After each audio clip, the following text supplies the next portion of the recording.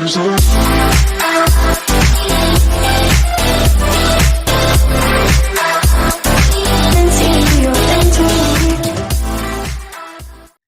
there, I'm Rosalie Zuniga. I'm the founder of Postpartum Wellness, and we're a one-stop shop in Northern Virginia, and we really are here to support motherhood. And so we provide a number of services from lactation consultants, night nurses, sleep experts, counselors, doulas, classes, support groups, really anything that you need to support you as you transition into motherhood. We have 2 locations, one in McLean, Virginia, the other in Arlington. And we also provide home-based services and online services. I am very excited today to have our guest speak to us. She is Valon Alford, a sex therapist. She's the owner of Vitality Wellness Solutions. Welcome, Valon. Hi, Rosalie. I'm so excited to join you tonight. Thank you for being here. Thank you for having me. Well, why don't we go ahead and get started? If you could tell our listeners and our viewers a little bit about yourself before we get into the nitty-gritty, I think they'd like to get to know you. Okay, great. Well, I'm Valon Alford. I'm a clinical social worker licensed in both the District of Columbia in North Carolina. I attended Howard University where I obtained my Master of Social Work degree. And in my career, I've worked in child welfare as a permanency and adoption social worker with the Department of Veterans Affairs, with the DOD at Walter Reed, and currently with former professional athletes. And I also consult with a perinatal mood disorders clinic here in North Carolina. So there's just not been any population that I have worked with where sexual health, sexuality hasn't been paramount to being effective in our therapeutic alliance. So I've always been intrigued by sexual health, sexuality, by sex, and I'm very comfortable talking about it, which not a lot of people are. And so it really inspired me to get some specialized training in sex therapy. And so I attended the University of Michigan. They have a sexual health certificate program through their School of Social Work. So I have specialized training in sex therapy as well as sexuality education. Wow, you have quite the background there, Valon. Thank you so much for sharing all your experience with us. You are very well-rounded and certainly have worked with a lot of different types of people. So today we are going to focus on sex therapy. And I understand we're going to have you back on October 27th live. Yes. So our guests can go ahead and actually talk to you and ask their own questions about sex and anything it has to do with pregnancy or the postpartum period. Great. I'm excited. Fantastic. So why don't you go ahead and expand, if you may, what is a sex therapist? So a sex therapist is a licensed mental health professional.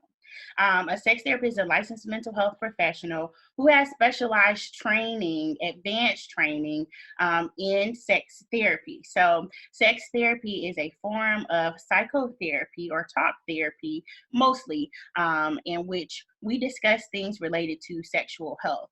And so sex therapy involves no touching. Professional sex therapy involves no touching, no demonstrations, but sex therapy, we really talk about sex itself as a practice, but moreover, we discuss sexual health. And there are many dynamics, concepts, components of sexual health, like our physical health, our mental health, relationships. We talk about communication. We talk about consent.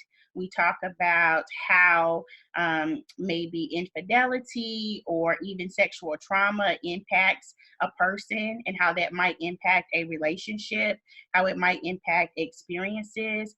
I always tell people sex therapy can go from dysfunction to arousal and desire, all the way to pleasure and orgasms, fetishes or kink. So there's really not a lot of things that are off limit with sex therapy except for the no touching. Okay, Thank you for being clear about that. That was actually going to be one of my questions. You're Um, welcome.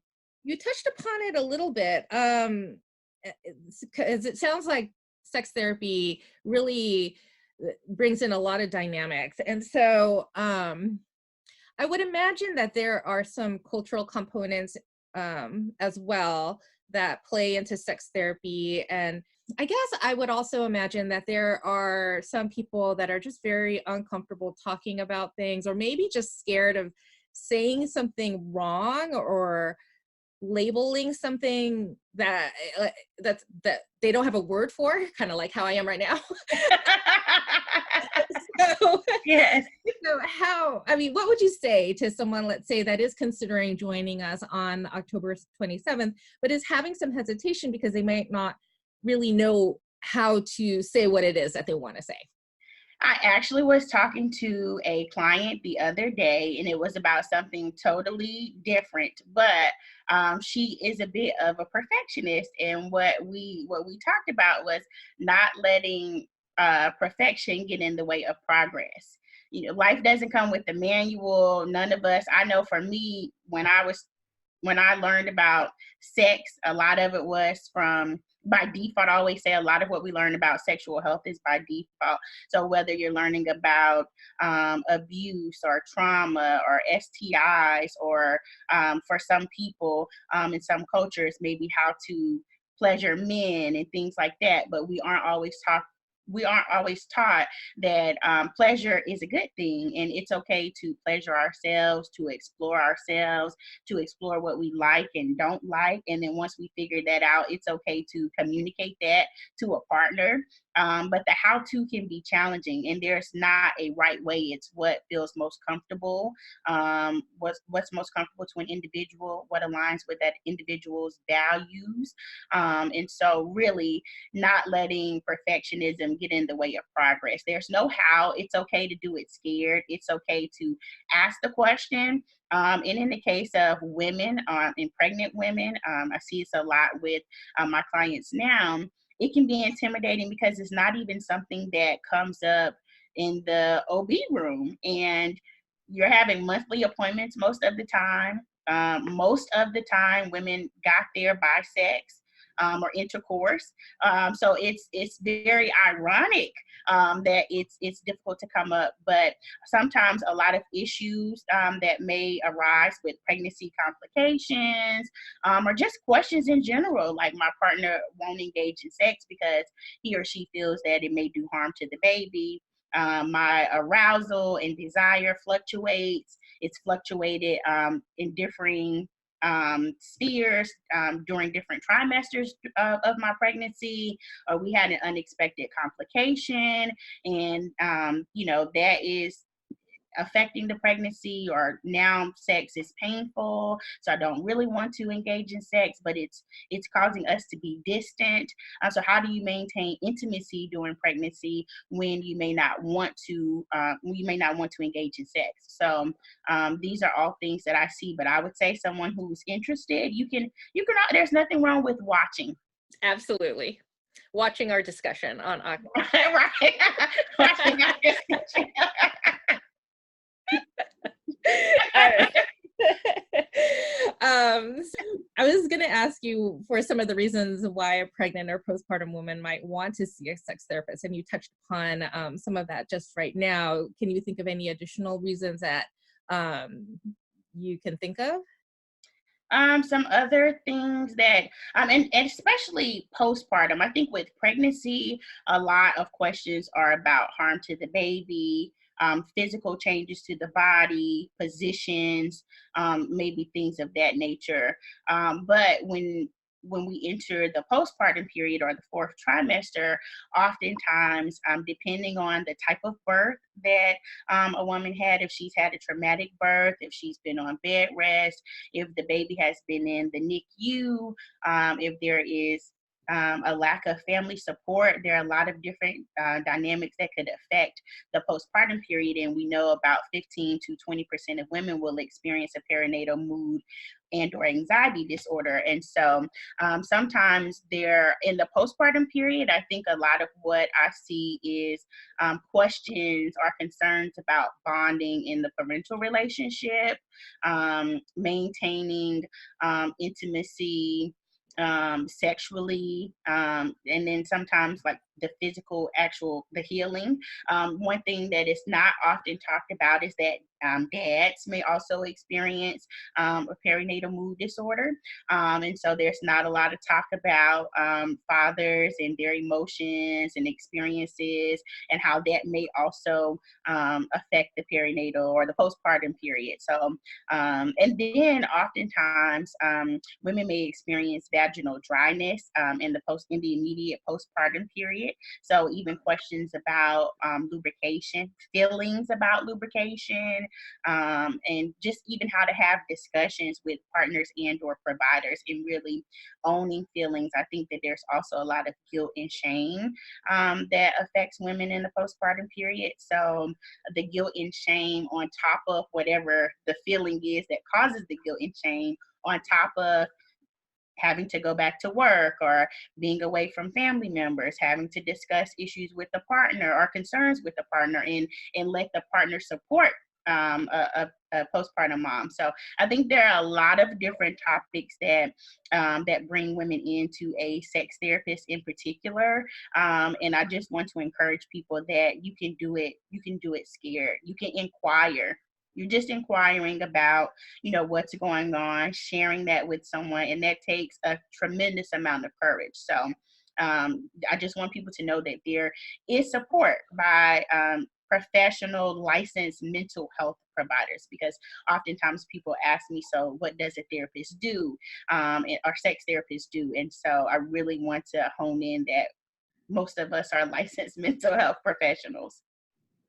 Well, you definitely have touched on a lot of issues just right now. And so I really do want to thank you for highlighting just how difficult the transition can be for a woman after she brings home baby.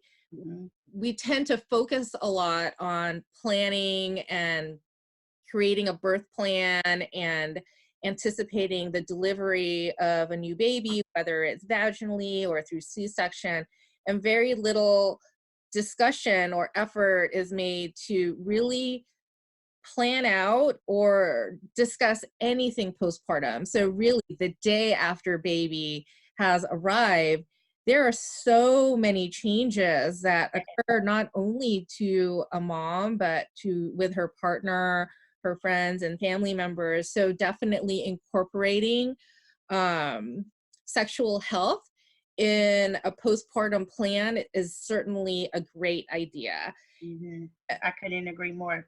Yeah.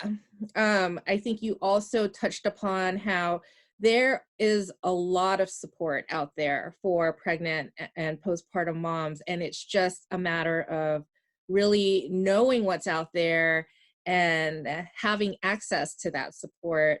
Yes. That, like you said, it is such an act of courage and bravery to really um, reach out to access those services, but they are available. Yes, certainly.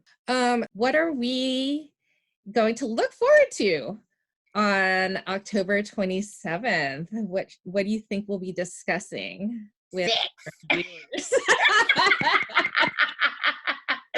Now, so we will be discussing sexual health, and so really we're going to be kind of going from the bird's eye view of sexual health and some just different components of that and what it may look like in pregnancy. So even I was having a discussion just last week about the orgasmic birth method. And so I think that women are curious. I think that there are conversations to be had. So we will be talking about sex and pregnancy from a biopsychosocial, spiritual point of view. So we'll just be talking about how all of these components may shape and affect our pregnancy, or what we think pregnancy and parenthood would or should entail. And really giving us some strategies on what we can do to address any questions or concerns that we have. Did you say orgasmic birth method? It's a real thing.